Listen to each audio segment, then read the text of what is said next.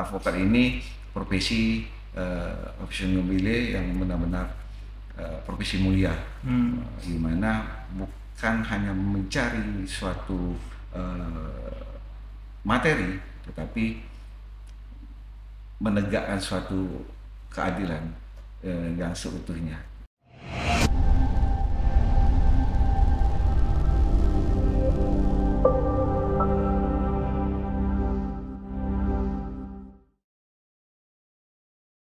Bismillahirrahmanirrahim. Assalamualaikum warahmatullahi wabarakatuh.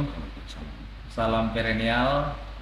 Kembali lagi kita bertemu di channel perennial. Ini adalah channel yang berusaha untuk memberikan edukasi, pencerahan, memberikan inspirasi kepada seluruh perennials atau kepada seluruh masyarakat berkenaan dengan tema-tema yang terkait dengan hukum dan pendidikan tentang hukum. Nah, pada hari ini para pemirsa, kita akan berbicara berkenaan dengan eksistensi advokat atau penasihat hukum di tengah-tengah masyarakat kita. Nah, tentu ini adalah hal menarik untuk kita bahas dalam memberikan edukasi kepada masyarakat, karena ada banyak peristiwa yang terjadi di tengah-tengah masyarakat kita luput dari proses penegakan hukum karena kurangnya pemahaman masyarakat tentang hukum. Nah, siapakah yang patut dipersalahkan ketika ada persoalan seperti ini? Apakah masyarakat yang tidak tahu hukum yang mesti kita salahkan? Tentu tidak semudah itu kita mempermasalahkan masyarakat kita, karena ada tanggung jawab yang dimiliki oleh negara kita dengan berbagai macam kebijakan yang dimiliki oleh pemerintah dan berbagai macam elemen yang ada di dalam masyarakat yang patut untuk kita perbincangkan berkenaan dengan bagaimana solusi atas permasalahan tersebut. Nah, di tengah-tengah kita untuk membahas berkenaan dengan hal itu telah hadir bersama dengan kita adalah Bapak Fatur Rozi SH. Terima kasih Pak atas kesempatan waktunya untuk bersama dengan kita berbagi bersama dengan Perennial Law Podcast terhadap dinamika yang kita akan bahas berkenaan dengan bagaimana eksistensi advokat atau penasihat hukum di dalam melihat persoalan masyarakat. Nah, tentu ada banyak alasan kenapa mesti menghadirkan beliau ya di ruangan kita ini. Pertama, melihat dari pengalaman beliau, beliau ini telah banyak melakukan pendampingan terhadap masyarakat kita, khususnya masyarakat di Kalimantan Barat ya, berkenaan dengan case-case yang baik yang menarik perhatian publik atau bahkan yang tidak menarik perhatian publik pun beliau, saya tahu betul beliau banyak mendampingi masyarakat-masyarakat kita yang kurang mampu dan lain-lain sebagainya. Nah, selain daripada itu, beliau juga punya kompeten yang sangat luar biasa ya, yang kita butuhkan pada hari ini. Beliau ini adalah Sekretaris Jenderal di PC Pradi Pontianak. Tentu beliau banyak tahu soal bagaimana dinamika lembaga profesi advokat dalam menjalankan tugas dan fungsinya, tantangannya, kemudian penerapannya. Nah, kita akan banyak sharing dengan beliau. Terima kasih banyak Pak atas kehadirannya. Sama-sama Pak. Bagaimana Pak, sehat Pak? Sehat, alhamdulillah. Alhamdulillah. Ini kalau kata orang menghadirkan advokat itu sangat susah. Tapi alhamdulillah di tengah berbagai macam kegiatan beliau masih ingin berbagi bersama dengan kita. Mudah-mudahan ini bisa menjadi sharing pengetahuan dan bisa menginspirasi kepada kita semua. Nah, mungkin saya panggil Abang ya. Ya. Beliau ini kalau dalam keseharian ini beliau sering panggil Bang Oji ya. Bang Oji. Bang Oji ini kan banyak yang terjadi di masyarakat kita ya, khususnya di wilayah Kalimantan Barat, persoalan hukum ya. Bahkan banyak mungkin di antara mereka yang seharusnya punya hak tapi tidak mendapatkan haknya karena ketidaktahuan mereka tentang persoalan hukum. Karena salah satu penyebabnya itu mereka juga tidak tahu di mana mereka seharusnya mengadu. Ya, kalau mungkin secara umum sih orang tahu tempat mengadu polisi, tapi Ya. apakah dengan sederhana mengadu ke polisi itu dapat berjalan dengan baik atau tidak? Nah, ini kan tidak semudah itu ya para pemirsa.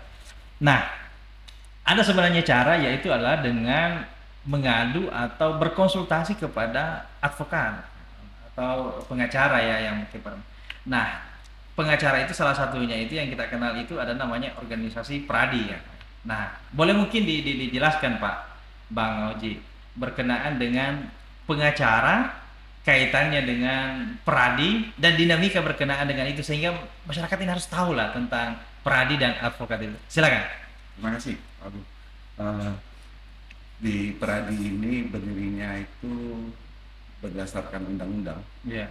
nomor 18 tahun 2003, di mana di pasal 32 ayat 4 itu memerintahkan 2 tahun setelah terbitnya Undang-Undang Advokat ini harus terbentuk suatu wadah organisasi yang menampung atau menggabungkan para advokat-advokat biar terintegrasi, terus tervalidasi juga. Selanjutnya di tahun berdirinya Peradi ini di tahun 21 Desember tahun 2004, di mana Setahun setelah undang-undang ini diberlakukan ya? ya kurang lebih itu berlaku. Peradi ini terdiri dari beberapa organisasi, Ya. di antaranya AAI, IKADIN, pengacara syariah, terkompet di situ ada 8. Di mana Munas pertama itu pas kebetulan di Pontianak, Pak. Oh, Munas pertama Munas Pradi Pradi di di Pontianak. Pontianak. Wow, ya. kurang Ini lebih sejarah tahun- juga ya. Di tahun 2010, Otto Hasibuan, Prof. Otto Hasibuan terpilih sebagai ketua umum pada saat itu. Selanjutnya terkait dengan untuk Pradi sendiri di Kota Pontianak itu dipimpin pada saat itu adalah Pak Muhammad Tamsil Syukur, SHMH. Dilanjutkan sama periode pertama, periode keduanya itu Muscap kedua itu Pak Hadi Suratman, Muscap ketiganya Pak Hadi Suratman lagi meninggal dunia. Beliau digantikan atau dijabat oleh Pak Ibrahimnis Kadem sebagai PLT, dan Muscap ketiga ini terpilihlah Pak Agus Adam Ritonga SHMH. Iya. Berkaitan dengan Pradi di eksistensinya di Kota Pontianak, memang Pak agak sedikit terhambat untuk mau konsultasi berkaitan dengan hukum, publikasi terkait dengan peraturan perundang-undangan yang baru. Dalam tahapan periode Agus Adam Ritonga ini ada perbaikan-perbaikan menuju mengarahkan kepada perintah daripada Munas untuk sosialisasi terhadap peraturan perundang-undangan. Nah, berkaitan dengan amanat juga undang-undang advokat itu, bahwa advokat ini harus menjalankan profesi yang sangat mulia berkaitan dengan membantu orang yang tidak mampu. Diamanatkan undang-undang advokat itu yang bersifatnya pro bono itu wajib setiap advokat. Ya, ini para pemirsa, para pendengar, ini informasi yang disampaikan oleh beliau bahwa ternyata dalam undang-undang itu sudah menjamin keberadaan bantuan hukum kepada masyarakat yang tidak mampu itu secara pro bono ya. Artinya secara cuma-cuma, artinya tidak ada membayar jasa. Untuk pendampingan yang dilakukan, dan itu adalah tanggung jawab setiap individu atau tanggung jawab lembaga setiap advokat. Advokat. Jadi ini advokat individu melekat kepada individu. Iya. Berarti termasuk Hotman Paris Hutapea, kemudian pengacara-pengacara yang kondang di ibu kota itu tidak mesti harus semua perkara yang ditangani itu berbayar semua. Tapi harus ada pro bono. Harus ada pro bono. Ada nggak bentuk pertanggungjawaban itu, Pak? Sekian saya pro bono. Kalau di amanat undang itu ada peraturan di Peradi juga, Iya. ada anggaran dasar dan anggaran rumah tangganya minimal 3 kali, Pak. Dalam tiga perkara dalam 1 tahun. yang sifatnya pro bono. Yang sifatnya pro bono, di mana masyarakat kadang-kadang tidak tahu itu, Pak. Ya, betul. Tidak tahu dan harus kemana mau konsultasi hukum. Yang seperti di Pradi itu ada ada PBH, Pusat Bantuan Hukumnya tersendiri. Yang tersendiri ya memang ini pengelolaan manajemen Pradi. Begitu. Pradi. Ya. Kalau di Untan kan ada juga, Pak. PKBH. Elemen daripada masyarakat hukum semua sebenarnya sudah terakomodir untuk melakukan sosialisasi, untuk melakukan bantuan hukum. Kadang-kadang masyarakatnya yang tidak tidak terserap. Mereka dengan kata lain mereka belum ada kesadaran, belum mengetahui ataupun kurangnya informasi. Jadi di Pradi sekarang lagi menggalakkan bagaimana PWH untuk mensosialisasikan dirinya atas perkara-perkara yang sifatnya pro bono yang masyarakat yang tidak mampu. Nah, ini mungkin banyak juga masyarakat ini kan mungkin istilah-istilah pro hukum kan banyak mereka tidak tahu, pro bono apa dan sebagainya. Nah, mungkin bisa sedikit dijelaskan berkenaan dengan bantuan hukum yang pro bono itu maksudnya seperti apa dan syaratnya seperti apa, kasus-kasus apa juga yang bisa menjadi layanan bantuan yang bisa dilakukan secara cuma-cuma. Jadi yang dimaksud dengan pro bono adalah ada bantuan hukum secara cuma-cuma. Cuma-cuma itu tidak dikenakan biaya, artinya Rp0 dilakukan oleh seorang advokat dan harusnya wajib. Sepanjang perkara itu benar-benar untuk mencari keadilan. Pertama berarti memang syaratnya itu harus mencari keadilan. Yang kedua, bagaimana syaratnya orang yang kurang mampu, masyarakat yang kurang mampu dalam finansial, dalam cara pendidikan, kurang pendidikan juga. Nah, di situ advokat itu harus mendampingi. Selain yang diamanatkan oleh undang-undang kehakiman, di mana ancaman di atas 5 tahun itu wajib. Di atas 5 tahun. Ancaman 5 tahun. Itu biasanya advokat yang ada disediakan pusat bantuan hukum yang ada di pengadilan. Memang sudah ada kerjasama dengan pengadilan ya. Itu karena dia berbentuknya wajib. Satu terdakwa apabila diancam dengan batas 5 tahun harus didampingi oleh pengacara. Nah, fungsi dari pengacara itu bukan sebagai balancing, tetapi benar-benar untuk harus mencari fakta atau kebenaran material dalam pidana. Kalau di dalam keperdataan bisa tidak didampingi secara cuma bisa. Ini juga menjadi pertanyaan. Karena begini Pak, ini semacam omongan-omongan lelucon mungkin para pengacara mungkin yang sering berinteraksi mengatakan begini, itu hebatnya kita itu sebagai masyarakat Indonesia ya. Kalau misalnya kita ngomong soal bisnis, semua mau kelihatan kaya. Begitu mereka berperkara, menghadap ke advokat atau pengacara atau penasihat hukum, semua mereka hampir bisa dikatakan itu mereka mengakunya kurang mampu.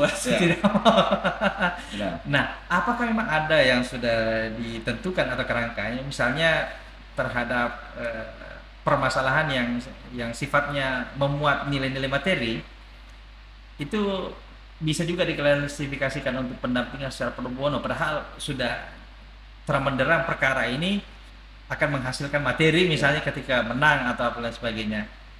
Bisa nggak termasuknya seperti itu? Kalau kaitannya dengan perjanjian atau itu Pak perdata lah. Perdata. Kaitan bisnis, maka advokat yang mendampingi itu harus jeli dan melihat struktur daripada permasalahan yang dihadapi oleh kliennya. Nah, tidak serta-merta itu harus pro bono. Jika ada kemampuan dilihat dari kemampuan klien tersebut menyanggupi untuk melakukan pembayaran ataupun melakukan jasa, memberikan jasa. Namun ada beberapa terkait halnya masalah perjanjian gitu. Ya. Orang yang kurang mampu seperti perjanjian fidusia, perjanjian fidusia atau kredit perumahan, bentuk dalam koridor keperdataan, maka kita sebenarnya masuk ke ranah itu bisa Pak dalam hal pro bono. Nah, kategori bisa Pak. Sepanjang dia benar bisa bisa menunjukkan bahwa ketidakmampuan dia melalui pekerjaan dia, keseharian dia, pendapatan dia berapa. Meskipun ketika dia bisa memenangkan ini, dia akan mendapatkan materi yang besar ya. Itu dealnya mungkin bisa dibicarakan dan di antara success fee mungkin ya Pak. Success fee bisa gitu bisa. Tapi jasa untuk kegiatan-kegiatan tidak ada. Tidak ada Pak. Tapi nanti kalau menang barulah mungkin ada ucapan terima kasih. Biasanya seperti itu Pak. Dan itu tidak melekat pada suatu kontrak antara klien dengan advokat, tetapi itu biasanya bentuk kesadaran yang tidak tertulis biasanya Pak. Itu yang susah biasanya, itu kesadaran tuh Pak. Kalau orang yang dibantu sadar sih nyaman. Yang masalah ini yang tidak sadar. Dilemanya seperti itu Pak. Betul. Ya kadang-kadang itulah tantangan. Itulah tadi saya sampaikan bahwa memang masyarakat kita ini mungkin karena belum proses pendewasaan juga, dan memang masa transisi kita memang dalam proses betul-betul menegakkan hukum ya. Kadang-kadang di satu tempat memperlihatkan posisi statanya seperti ini, di lain tempat ketika misalnya dia membutuhkan orang itu memperlihatkan stratanya kelihatannya seperti ini. Ya mungkin ini memang pengaruh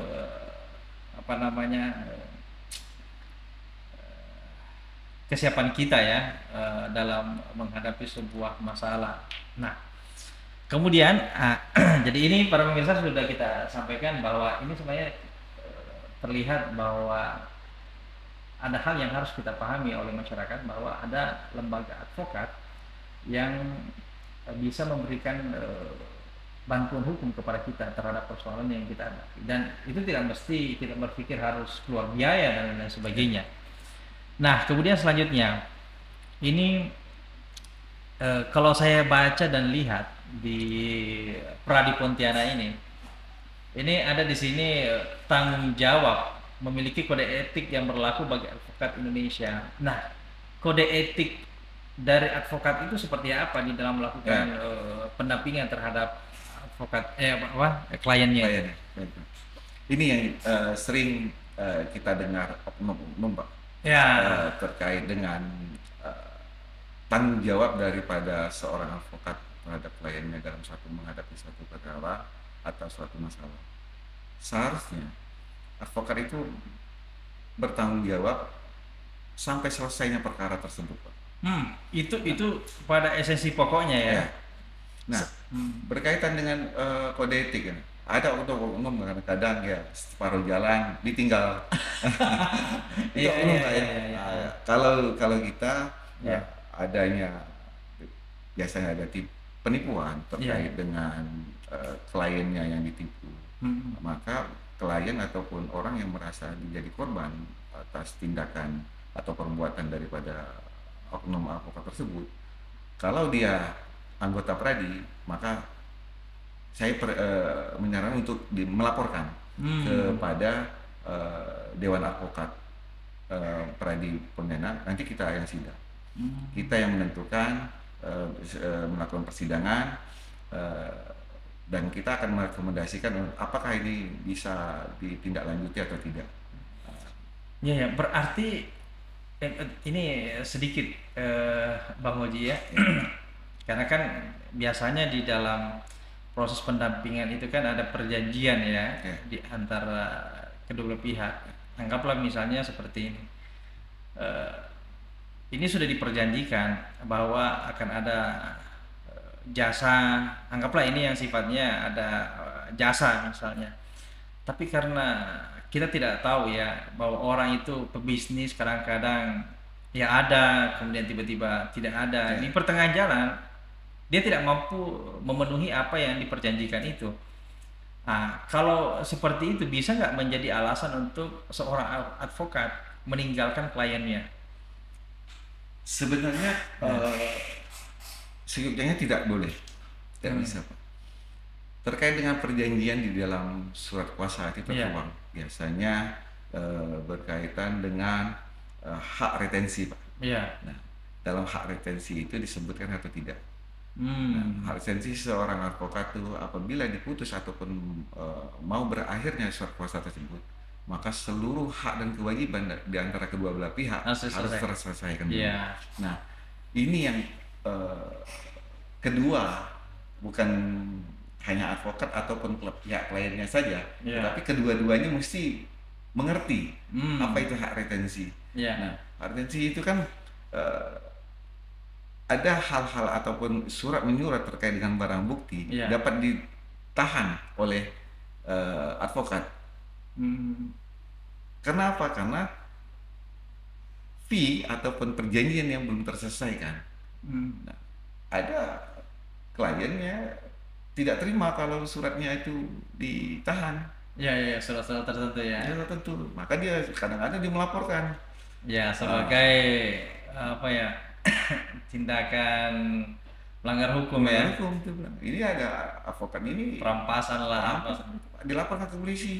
Tapi kita lihat kalau lihat perjanjiannya ya ada perjanjian yang tidak terpenuhi antara dua belah pihak. Nah, Hmm. berkaitan dengan advokat yang tidak menyelesaikan pekerjaannya sampai di akhir ataupun pertengahan jalan mengundurkan diri atau tidak sesuai dengan isi perjanjian, maka ya seperti yang saya sampaikan tadi bisa mengadukan kepada DPC Pradi Pemena untuk apa Hmm. sih dalilnya apa membuat laporan ketidaksenangan, ketidakpuasan itu yang tidak terdeteksi oleh Pradi. Sedikitnya orang yang mau melakukan pelaporan. Tetapi dalam periode yang kepemimpinan Pak Agus Adam Ritonga ini kita sudah beberapa kali menerima laporan tersebut dan Oh, kita dan ada.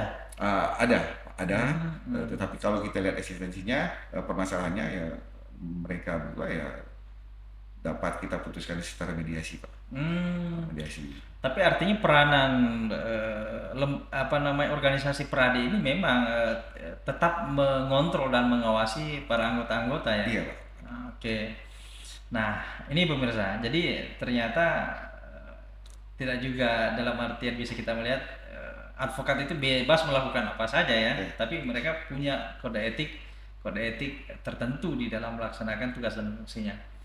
Nah, boleh nggak Pak ini dijelaskan sedikit? Tadi kita sudah menggambarkan bahwa masyarakat ini ya dalam hal tertentu ya seharusnya dapat menggunakan advokat untuk menyelesaikan persoalannya. Nah, ini kan secara umum dipahami oleh orang, secara teknis sih kita belum tahu apa sih keuntungan kelebihan kalau kita didampingi oleh advokat. Boleh mungkin dijelaskan apa pentingnya kita ini didampingi oleh advokat? Apa kelebihan yang bisa kita dapatkan kalau kita didampingi oleh advokat dibanding tidak ada sama sekali? Silakan. Ini perkara pidana atau perdata dulu nih Pak? Boleh Atau umum aja nih Pak? Nah, Oke. kalau secara umum. Tapi boleh nanti dibagikan apa kalau di pidana seperti apa, kalau di perdata seperti apa. Nah, kalau secara umumnya Pak, kenapa mesti harus didampingi atau kelebihannya? Iya. Kelebihannya. Eh, secara kelembagaan atau secara harfiahnya daripada hukum itu masyarakat tidak mengetahui Hmm.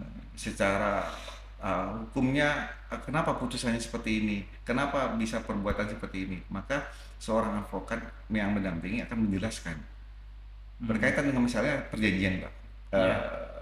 dalam hukum perdata ada syarat-syarat yang harus terpenuhi di Hmm. pasal 13 ini syarat-syarat di 13 ada suatu perjanjian mengikatnya seperti ini di pasal 1320 ada syarat-syaratnya Syarat sahnya ya. syarat sahnya suatu perjanjian. Iya, betul. Nah, di syarat-syaratnya kan mereka tidak mengerti, Pak. Nah, Ah. yang yang sering terjadi itu di ayat 3-nya, Ya. 1320 ayat 3-nya apa klausa yang halal. Nah, Hmm. klausa yang halal itu seperti apa? Kadang-kadang kita itu keunggulan dan kelebihan yang apabila didampingi. Nah, Oke, akan kita oke. jelaskan. Nah, apa itu prestasi? Di Hmm. situ kita kelebihannya didampingi itu akan lebih menghindari terjadinya permasalahan di kemudian hari antara kedua belah pihak, Pak. Nah, Itu pada saat sebelum terjadi masalah ya. sebelum, Pak. Nah, oke. kalau setelah terjadi masalahnya apa? Nah, bagaimana mendudukkan perkara atau permasalahan itu berjalan dengan damai. Dalam keperdataan seperti kan biasanya begitu, Pak. Karena di dalam Perma nomor 1 tahun 2016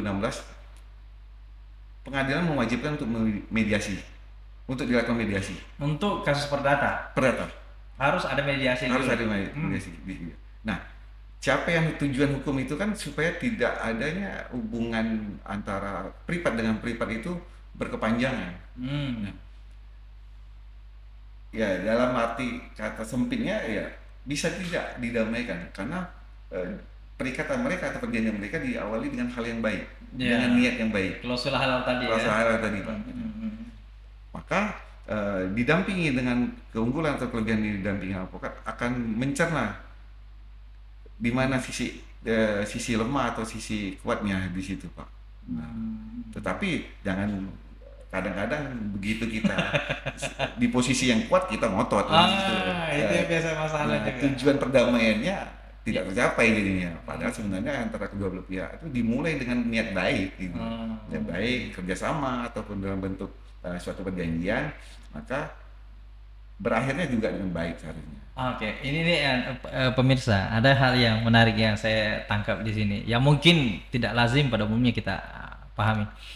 Kebanyakan orang itu menggunakan advokat kalau bermasalah. Iya, Nah, tadi diungkapkan oleh Bang Oji ini bahwa sebenarnya kalau kita ingin melakukan sebuah hubungan hukum yang berpotensi ada masalah, seharusnya dari awal itu sudah melakukan pendampingan terhadap advokat. Tadi itu untuk menghindari potensi masalah di kemudian. Nah, ini pemirsanya yang mungkin kita bisa pahami bersama bahwa jangan cuma melihat advokat itu pada saat itu menjadi pembela pada saat berperkara ya. Tapi seharusnya bisa digunakan sebagai perisai pencegah masalah. Ini. Oke. Kemudian jika pun toh ternyata ada masalah, maka dengan adanya penasihat hukum itu bisa mendudukkan perkara sesuai dengan tempatnya. Dan ya itulah tadi. Bagaimana kalau dalam kasus keperdataan itu bisa cepat terselesaikan masalahnya, tidak terlalu ini juga ada masalah ini, Pak. Masalahnya apa, Pak? Ini ya boleh juga mungkin diklarifikasi nih. Ini ada juga yang bilang bahwa begini, katanya kalau kita menggunakan advokat itu, yang seharusnya masalah kita bisa selesai cepat, justru katanya bisa menjadi panjang. Ini contoh katanya. Kalau bisa, misalnya nih, ada upaya hukum yang bisa dilakukan. Kadang-kadang katanya, harus menggunakan ini, harus pakai ini, harus pakai ini. Banyak katanya cara-caranya. Apakah memang harus seperti itu? Wah, ini langsung kita dengan kamu jelasannya. Jadi begini, Pak. Itu mungkin suatu oknum yang merasakan klien atas jasa advokat yang dipakainya itu perasaannya seperti itu. Iya. Tapi pada dasarnya seorang advokat itu memberikan karena bentuknya jasa bukan pelayanan ya, tetapi memberikan atau mendudukkan permasalahan sebaik-baik mungkin, Pak. Nah, kok ada masalah menggunakan jasa advokat ini makin panjang, Pak? Sebenarnya tidak panjang. Yang harus dicamkan adalah seorang advokat bukan mengikuti selera daripada kliennya, tetapi mendudukkan perkara itu sesuai dengan porsinya, Pak. Nah, seorang advokat akan menjelaskan ini kemungkinan, ini ada celah. Nah, itu advokat itu akan memberikan gambaran itu. Seorang klien akan menentukan pilihan dia, apakah lanjut atau tidak. Berkaitan dengan saya lanjutkan berkaitan dengan masalah pidana, Pak. Tadi. Nah, berkaitan dengan pidana, ada putusan. Kita dampingi dari awal sampai akhir. Begitu sampai ada putusan, kita jelaskan apakah kita harus melanjuti proses banding atau kasasi Ya. atau tingkat upaya hukum lainnya. Nah, seorang advokat itu akan menjelaskan berdasarkan putusan, di mana putusan tersebut yang dibuat oleh hakim itu pertimbangan hukum akan kita jelaskan kepada klien atau terdakwa itu, Pak. Nah, kenapa diputus seperti ini? Kenapa diputus bebas atau diputus dengan bersalah? Kita jelaskan. Di mana atas dasar pertimbangan itu sudut pandang hakim itu berbeda, bisa berbeda dengan penasihat hukum. Sementara fakta persidangan sudah kita jelaskan juga. Ya. Nah, kadang-kadang Pak, selera daripada klien ini banyak asupan juga daripada pihak-pihak lain. Ya. yang Mempengaruhi juga Pak, atau sesama ya dia di dalam gitu Pak. Mempengaruhi lah, ya udahlah karena dia putus udah cukup sekian, ya udahlah terima aja bilang kan. Padahal kita kadang-kadang kita jelaskan prosesnya tidak sesuai, kita inginnya seperti ini dalam hal mencari keadilan, bukan berdasar semata keinginan daripada atau egonya daripada seorang pengacara atau advokat, Pak. Ingin selalu menang ataupun kalau ingin memberikan yang terbaik buat kliennya dengan cara untuk membebaskan. Nah, hati-hatinya terhadap advokat itu kalau dia diawali dengan menyatakan tenang, bisa bebas. Nah, itu tanda kutip itu bahaya itu, Pak. Nah, takutnya bermasalah kemudian hari kan. Karena belum nyampai di putusan dia sudah menjanjikan. Nah, itu biasa terbuai itu, Pak, terbuai diberi iming-imingan. Nah, terkait dengan oknum-oknum seperti itu ya mungkin kalau di Pradi sedikit, Pak, sedikit ya. Saya tidak menyatakan tidak ada, tapi sedikit sudah kita lakukan teguran untuk seperti itu. Nah, namun ya yang saya sayangkan masyarakat atau klien dia yang menjadi korban ataupun tidak puas dengan jasa yang diberikan oleh advokat itu tidak pernah mau melapor. Sedikit, Pak. Iya. Kita di Pradi ada Dewan Etik, Pak. Ada ya? Ada. Oke. Ini kalau kita lihat ini pengurus ya, Pak ya? Iya, Pak. Nah, ini yang Ketua DPC Pradi Pontianak, Pak Agus Adam Peritonga, SMH ya. Kemudian Sekretaris Pak Fatur Rozi, SH, kemudian Bendahara Mbak Ibu Agatha. Oke, baik. Nah, kemudian ini karena juga begini, Pak, masyarakat itu kadang mereka juga ini agak sedikit ragu dengan advokat kita ya dalam membela klien dan sebagainya. Kenapa? Karena pertama, karena juga ada di antara ini pengalaman dari masyarakat yang menyampaikan kepada kita bahwa kadang mereka itu ketika ingin melakukan pendampingan itu semangat. Tapi misalnya setelah ada deal pertama, misalnya ada biaya yang sudah mereka keluarkan, setelah 1-2 kali kan biasanya kan kasus berkepanjangan. Bahkan mungkin pemanggilan berapa kali di awal semangat, kemudian setelah di pertengahan agak kendor. Dan yang kedua juga menjadi problem itu katanya kadang dengan banyak klien.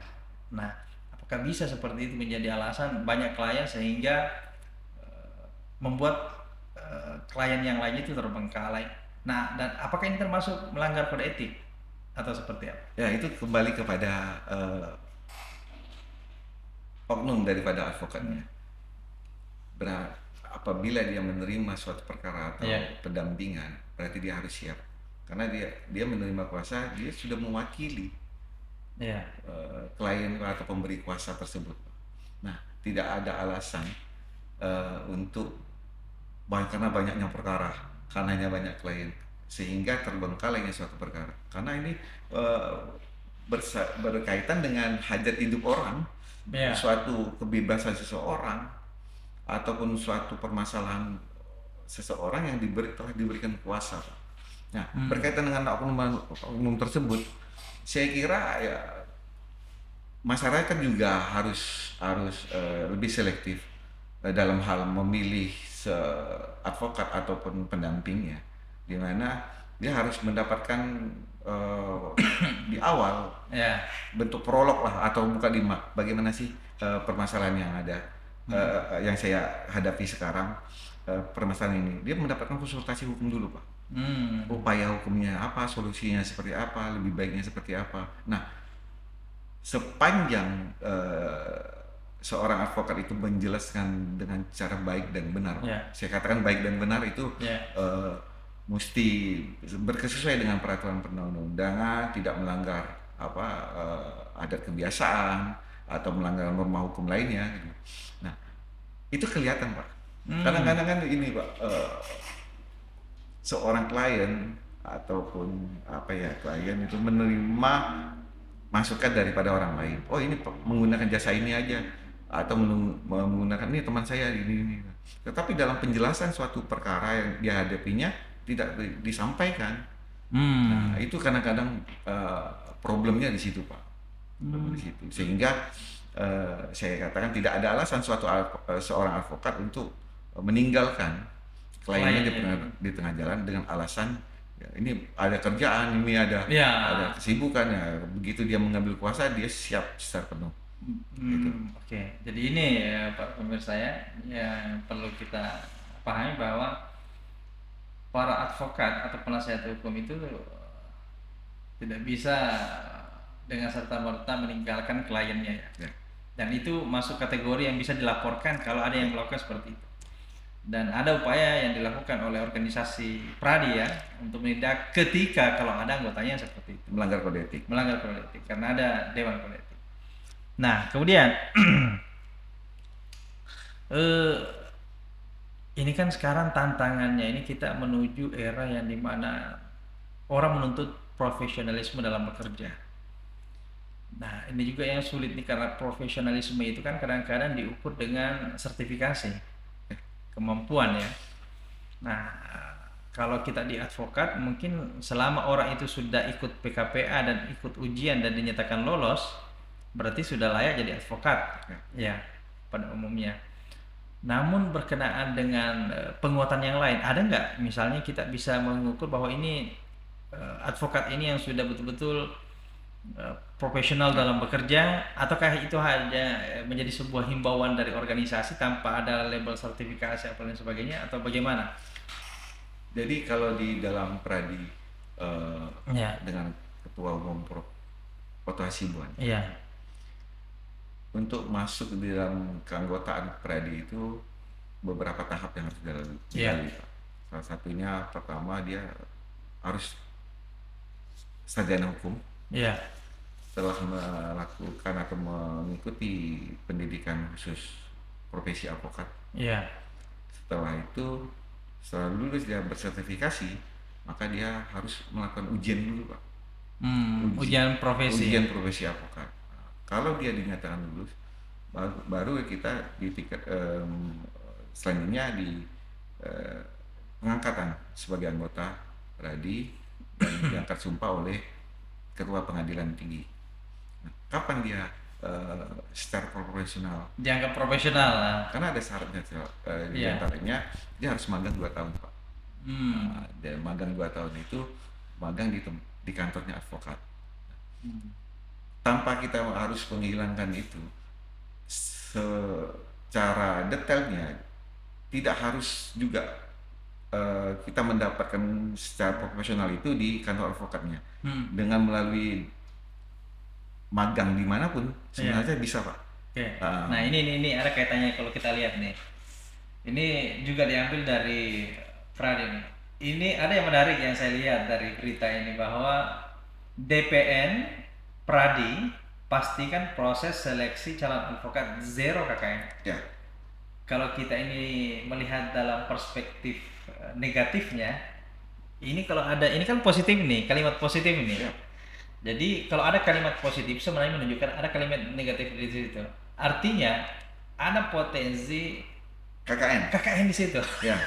Ah, ini kan proses calon advokat. Berarti ini pada masa mereka di tahap mana nih bisa muncul potensi seperti ini?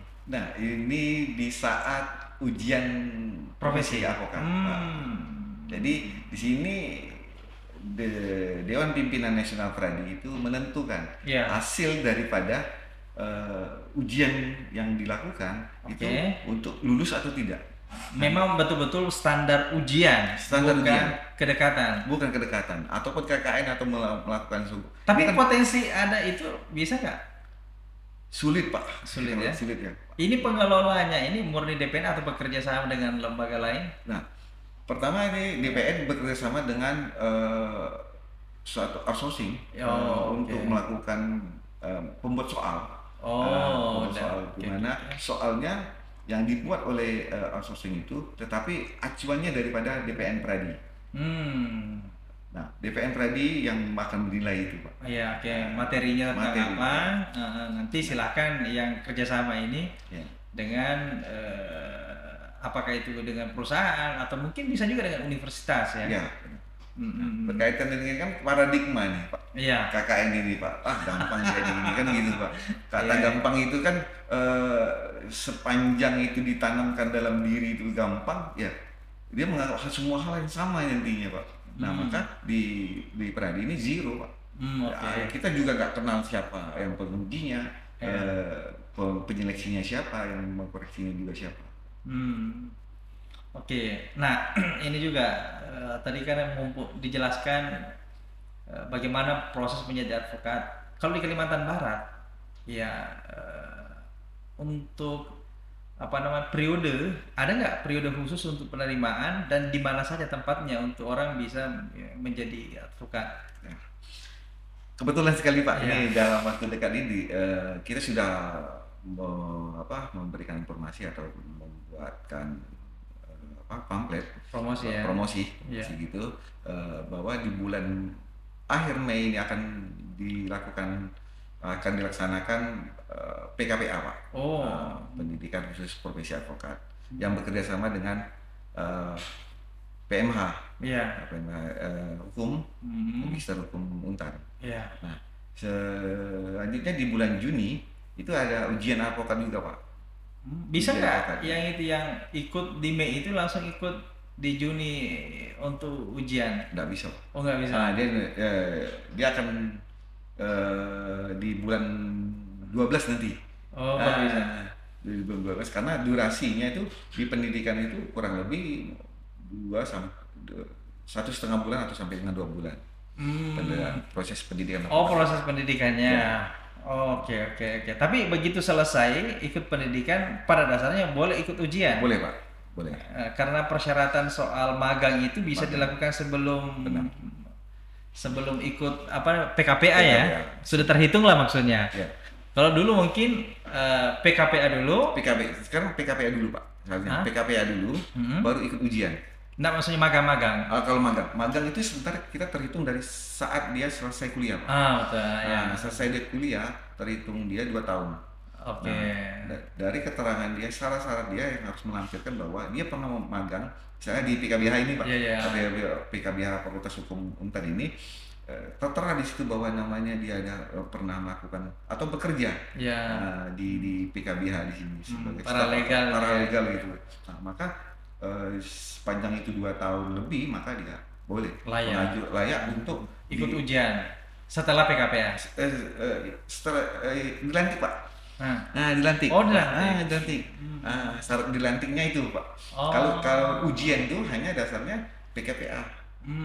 Syaratnya sarjana hukum. Ada pengalaman 2 tahun?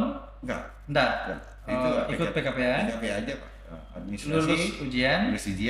Belum, Pak. Oh, belum. Ikut IUPA dulu. Ya. Syarat untuk ikut ujian profesi advokat adalah ada sertifikat PKPA. Oke. Ada sertifikat. Dia sarjana hukum, ada sertifikat, boleh ikut ujian.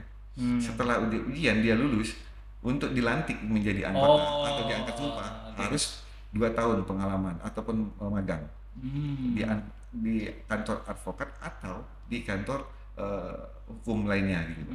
Nah, bukan maksud saya tadi ya di kantor lainnya, maksudnya di biro jasa lain gitu. Iya. Tetap berhubungan dengan hukum. Nah, Itu syarat untuk disumpah. Diangkat dan jangan sumpah. Oke, diangkat dan sumpah. Nah, ini ya, pernah dilantik 41 advokat baru. Nah, ini di November kemarin. Ya. Ini yang terakhir ini Pak. Nah, nanti lagi akan ada di bulan Juni Pak ya? Ini yang dilantik. Ya, yang dilantik. yang nanti di bulan Juni ujiannya Pak. Oke, ujian. Nanti setelah ujian baru bisa dilantik Pak ya? Oke. Nah, sekarang ini kita akan berbicara soal menghadapi tantangan. Saya kira Pradi tadi di awal juga sudah disampaikan ya bahwa amanah dari Undang-Undang Advokat tahun 2003 ya, itu kan menghendaki ada single bar ya. Single bar. Namun tantangannya sampai saat ini belum terrealisasi. Ya di tengah hiruk pikuk saya kira memang betul ya, karena kalau kita lihat doktrin yang selalu disampaikan oleh dosen-dosen kita di program studi ilmu hukum itu, kalau 10 sarjana hukum bertemu itu pasti akan memunculkan banyak pendapat lebih daripada 10. Ya. Nah sama ini kalau pengacara ketemu dengan mereka ini mau dibikin satu, jangankan pasti apalagi ini banyak kepentingan ya. Tapi menurut saya di sini adalah tantangan dalam memberikan pelayanan ya kepada para klien kita ini kan, apalagi sekarang ini eranya era teknologi. Apakah memang ada juga upaya yang dilakukan oleh Pradi untuk mentransformasi bentuk pelayanan yang dilakukan oleh advokat dalam memberikan pelayanan kepada klien-kliennya? Mungkin bisa dijelaskan. Karena zamannya semakin canggih gitu Pak, berkaitan dengan teknologi juga. Pradi, DPC Pradi Pontianak itu dapat berkonsultasi melalui website yang ada di ini Pak. Oke, ada website di sini. Ada ya? website di sini Pradi DPC. Boleh ditampilkan bagaimana cara untuk konsultasi? Ada di bawah ya? Ya. Nah, itu hubungi kami gitu Pak. Itu di sini ya. Dapat konsultasi. Oke, stop. Ini dia.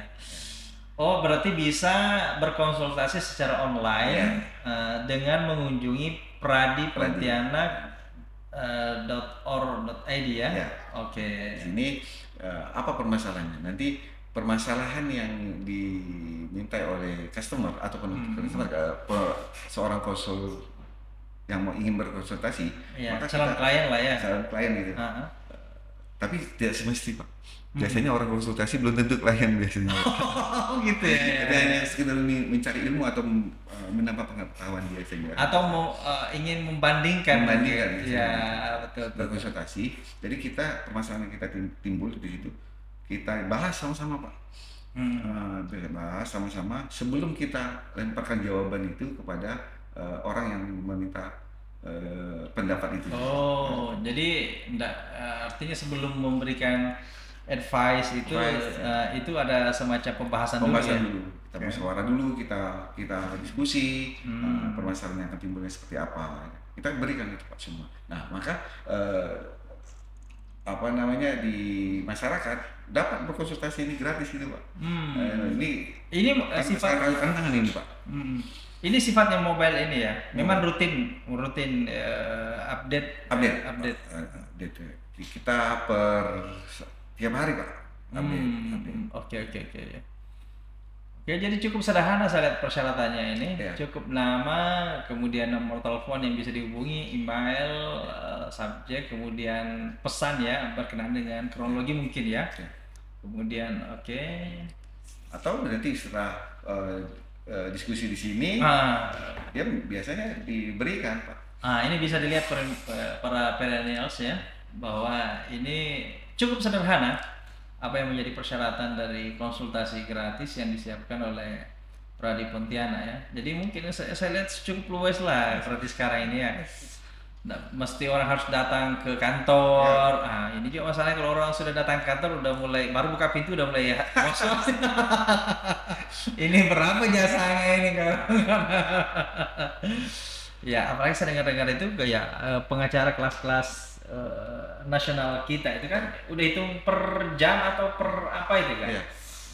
karena memang sih di sisi lain para pemirsa memang kita kadang-kadang juga harus memberi penghargaan ya bahwa mereka ini tidak mudah juga untuk menduduki posisi yang seperti sekarang, bahwa ada banyak proses, tantangan, materi, ilmu, pengorbanan, waktu dan lain sebagainya sehingga beliau bisa menduduki posisi yang seperti ini sekarang. Jadi wajar memang kalau memang kita ada, ya kita juga mengapresiasi gitu kan. Tapi kalau memang yang kita yang kebetulan tidak mampu, nah, memang dijamin oleh undang-undang. Sebenarnya bukan berarti kita tidak bayar ya, tapi ada negara di situ dengan program-program hadirnya negara di situ. Dan jadi undang-undang memang mewajibkan untuk advokat setiap pribadi ya. Nah, kemudian di sisi lain ada juga program pemerintah yang lain dari Kemenkumham untuk jasanya itu ditanggung oleh Kemenkumham. Tapi di sisi lain tentu tidak semua Kemenkumham bisa mengakomodir. Ada kewajiban individu-individu tadi tiga perkara ya, dalam setahun untuk setiap individu. Jadi ya lumayan luar biasa lah. Cuma sisa apakah kita tahu atau tidak? Nah inilah mudah-mudahan dengan kedatangan Bang Oji hari ini bisa mencerahkan kita. Nah terakhir ini Bang Oji, apa pesan dari Bang Oji ini setelah menjadi praktisi ya, mendampingi masyarakat dengan berbagai macam sekelumit masalah, baik itu yang sederhana bahkan ada yang sampai rigid benar kelihatan masalahnya, untuk generasi muda kita yang sementara kuliah atau yang akan kuliah di Fakultas Hukum, supaya ada atensi tersendiri terhadap kebutuhan yang saat ini Bang Oji udah terapkan, yang memang mereka tidak boleh lewat. Silakan untuk pesan kepada generasi muda kita. Nah, karena ini juga daripada rekan-rekan yang lebih senior daripada saya juga banyak memberikan pesan ataupun memberikan wejangan terhadap saya dan kawan-kawan yang lain, rekan-rekan yang lain itu. Bagaimana menjadi advokat yang berintegritas dalam hal mencari keadilan itu sepenuh-penuhnya, itu benar-benar mencari yang dimensinya tuh tulus gitu.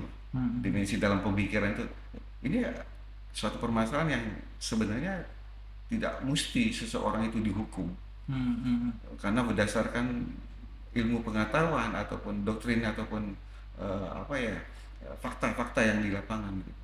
Namun ada segelintir kawan-kawan atau rekan-rekan yang lain ya tidak memanfaatkan atau mengabaikan seperti itu.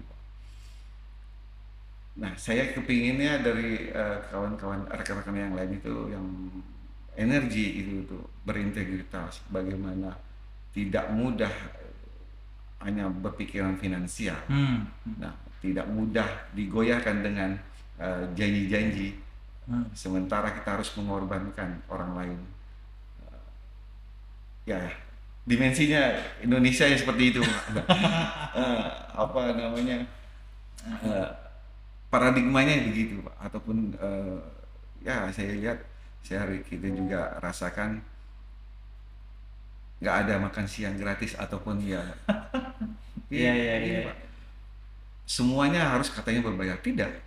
Kita ada case yang melakukan hal yang seperti yang orang prediksi kan, orang kira seperti itu. Kita pure murni tegak lurus.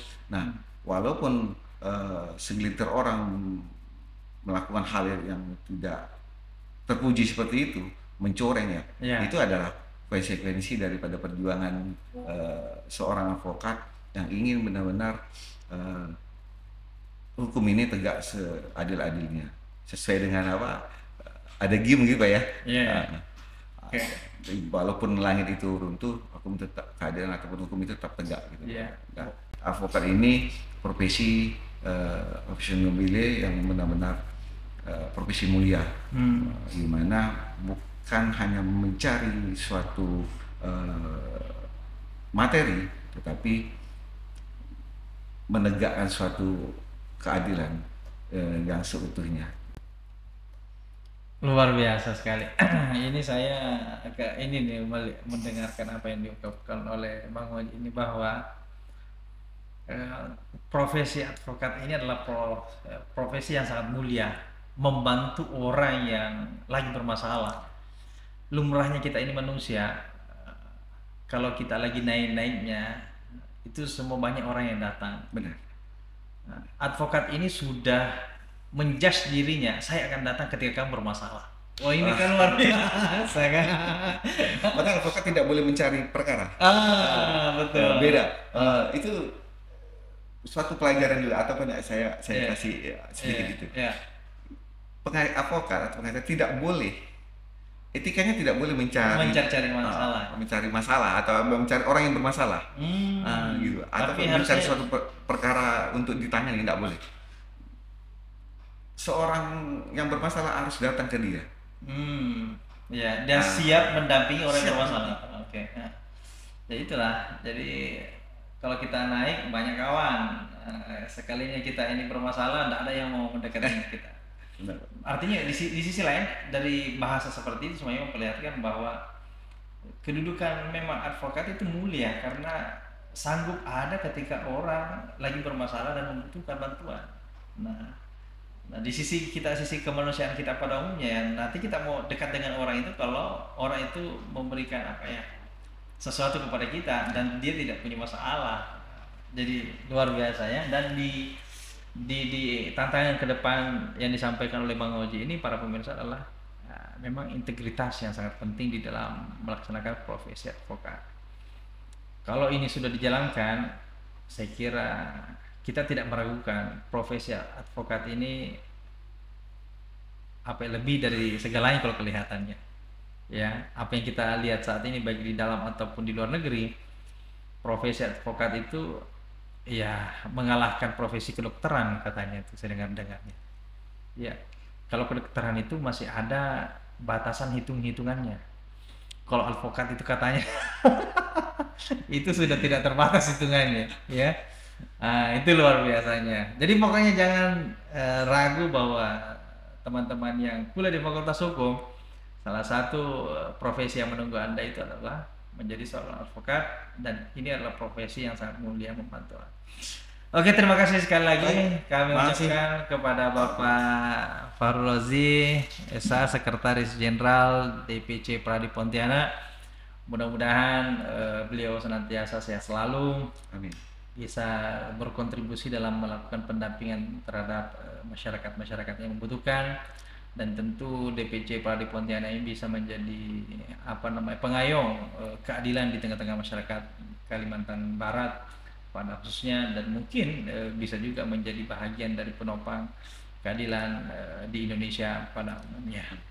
Nah, dan para pemirsa, perlu kami sampaikan bahwa mungkin tidak menutup kemungkinan nanti ke depan akan ada program-program yang menarik yang bisa dikerjasamakan antara Perennial Law dengan DPC Pradi Pontianak. Mungkin akan ada pembahasan case-case yang menarik yang mungkin perlu kita publish kepada masyarakat sebagai bahan pembelajaran untuk dapat terhindar dari permasalahan hukum yang ada. Saya kira itu saja. Terima kasih sekali lagi atas perhatian dan kehadiran dari Pak Sekjen. Mudah-mudahan ini bisa menjadi inspirasi, bisa memberikan motivasi kepada kita, dan ada nilai edukasi yang dapat kita ambil dari tontonan kita pada hari ini. Kurang lebihnya mohon dimaafkan. Wassalamualaikum warahmatullahi wabarakatuh. Salam Perennial.